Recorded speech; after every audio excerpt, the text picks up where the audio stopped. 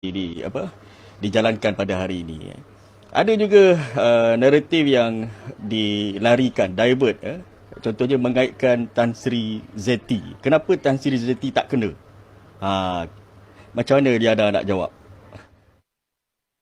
Okey, berkenaan dengan Tan Sri Zaiti dan suaminya, saya ini isu ini tidak pernah timbul di Mahkamah Tinggi. Ya. Isu ini timbul seminggu sebelum Mahkamah Rayuan hendak membuat keputusan. Untuk pengetahuan tuan-tuan dan puan-puan, bukti Tan Sri Zati dengan suami itu tidak pernah dimasukkan di Mahkamah Rayuan. Kerana mereka sendiri melengah-lengahkan sampai habis nak postpone. Tapi di luar, mereka kata, oh mahkamah tak bagi bukti masuk. Kenapa? Olah-olah, um, ada dua court ni, Court of Public Opinion, court betul. Court betul bendanya tak masuk.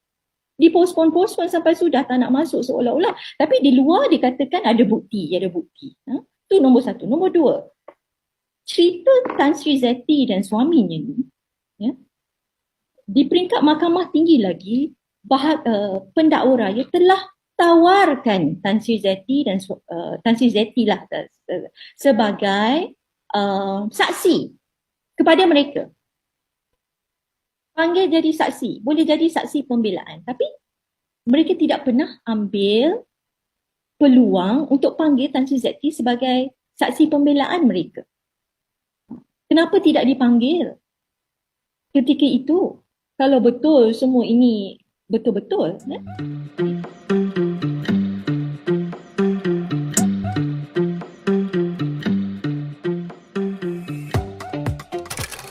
Dijalankan pada hari ini.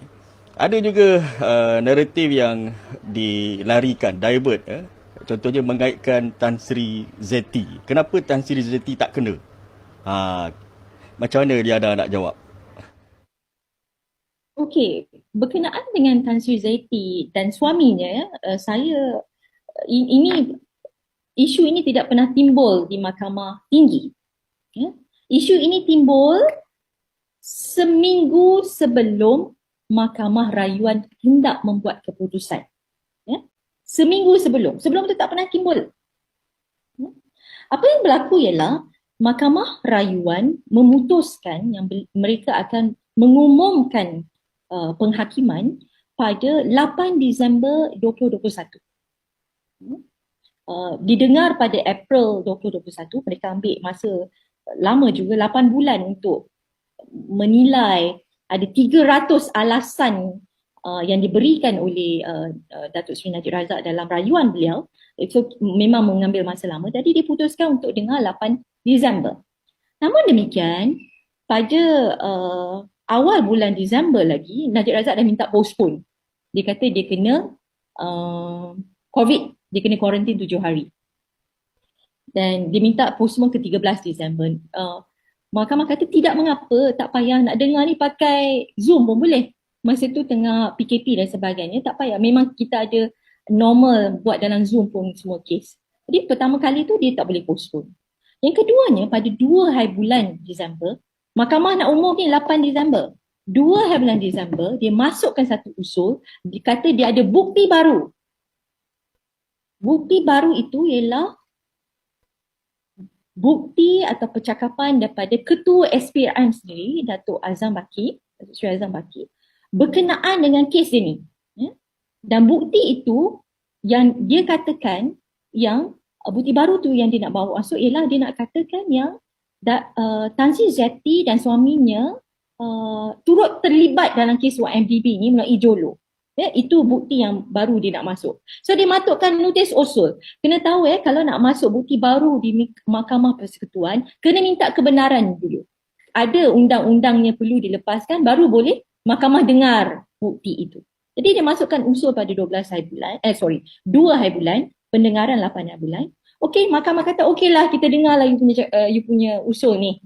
7 hari bulan you datang 7 hari bulan kita nak dengar you punya usul. 8 hari bulan tetap jalan ni, nak dengar keputusan kes.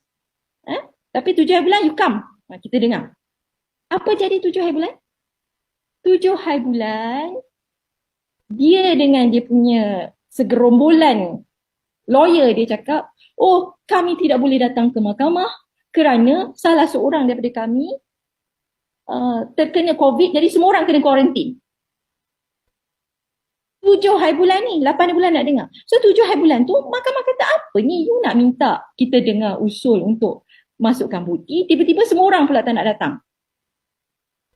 Tu kelang kabut lah, mahkamah kata tak nak datang pagi, datang petang nak dengar permohonan tersebut. Petang tu dibuat secara Zoom, mereka tak boleh juga masukkan usul tersebut.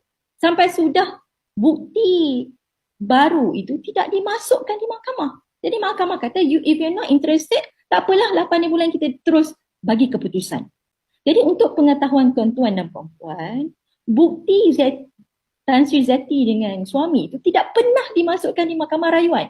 Kerana mereka sendiri melengah-lengahkan sampai habis nak postpone. Tapi di luar, mereka kata, oh mahkamah tak bagi bukti masuk. Kenapa? Itu yang saya rasa spin tu kita kena beritahu. Sebab mereka seolah-olah ada dua court ni. Court of Public Opinion, court betul. Court betul bendanya tak masuk.